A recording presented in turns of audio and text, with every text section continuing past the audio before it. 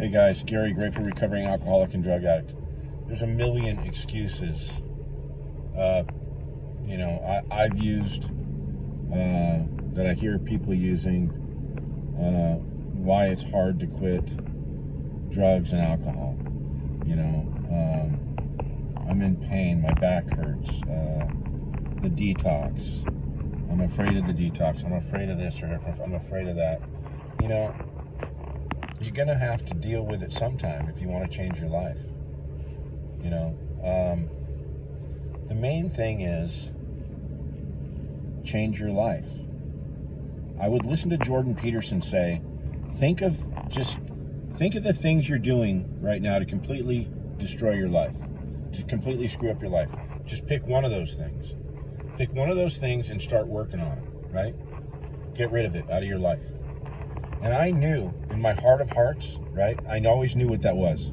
It was the drugs and the alcohol. But I picked something softer, like exercise. I'm gonna exercise every day, and that lasted for 3 days. Or I'm going to start eating right? I'm gonna start going to getting 8 hours of sleep. I'm gonna work less, right? My life never changed, and I couldn't be disciplined. When you're putting that shit in your body, you have no discipline. Discipline goes out the window. Once I removed the drugs and the alcohol, and I found a power greater than myself, right? Which I choose to call God. I'm not going to get all into that whole topic, but I think it's important to find a power greater than yourself. Whatever you want it to be, whether it's Christianity, Buddhism, the sun, whatever. You can't get better until you remove the drugs and the alcohol from your life. So once I found that power and how powerful that power, which I call God, once I found out how powerful God was and what he did for me, I didn't remove the cravings from me. I didn't, I prayed, God, please help. And they were removed. And it allowed me to move forward and keep working on my sobriety, right? So what I did was I started going to meetings. I started dialing the telephone and started calling people in my life that I knew that were sober, that I knew did, were working on improving their way of life, right? And I surrounded myself with those people.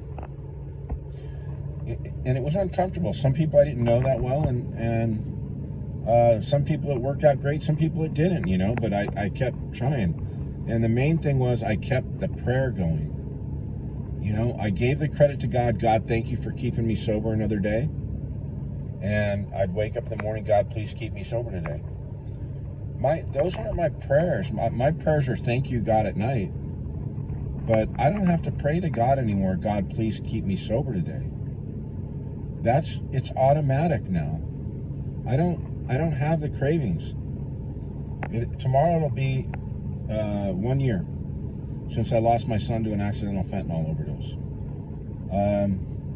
When I got that news, I was 4 months sober and I was on a tear, man. I was in the gym every day, getting up at 4 a.m., 3:30 a.m., hitting the gym, working.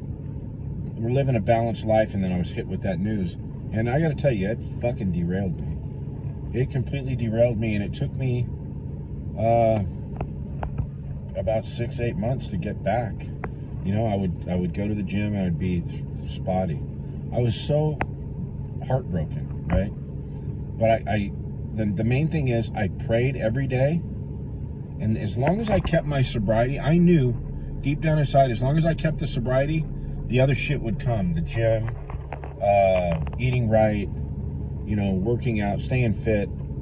And I believe God did all that stuff for me. When that alarm goes off at 4 a.m., I've been to the gym or on the track doing a mile or 2 miles. I did 2 miles this morning because I didn't go to the gym. I had a pounding headache. And when I woke up this morning, I'm like, I got a pounding headache. And I went to hit snooze, and I said a prayer first. God, please help me get out of bed. I popped right out of bed. Popped out of bed, went to the track with my dog, and did my 2 miles, and that makes you stronger.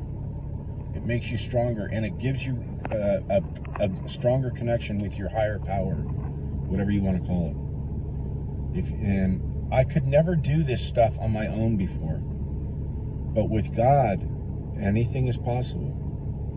Anything is possible. It's been a long time. It's been many days, well over 100 days since I've missed the gym or working out. It's well over 100 days. I get up every single day, no matter what. Do it no matter how I feel. And once you put one of those under your belt, one of those shitty days where you wake up, you've got a pounding headache, you put one under your belt, and you actually pull it off, and you go, wow, that was incredible. I feel better, and you set a milestone for yourself, and you go, okay, look what I did, and next time that happens, you know that you can get through it. So you get up and you do it.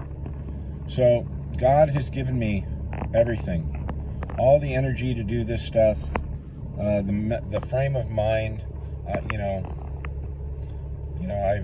If I were to have gone to a doctor for my depression, with my son, there was no fucking way I was going to go see a doctor and have him put me on meds, because that's what derailed my sobriety. After I had 10 years of sobriety, a doctor put me on meds for depression. I was going to all these different doctors, and they were, trying to diagnose me this, that, and the other. They put me on Adderall. I was off to the races, man. 10 years of sobriety out the window, right? So, I'm just saying, guys, God gives us this strength. And if you're new to this thing, hit a couple meetings, AA meetings, NA meetings. Meet some people that are doing the same thing or trying to do the same thing you are. Maybe people that have come before you, they've got a couple years under their belt. It's a cool deal. I'll check back in with you guys tomorrow.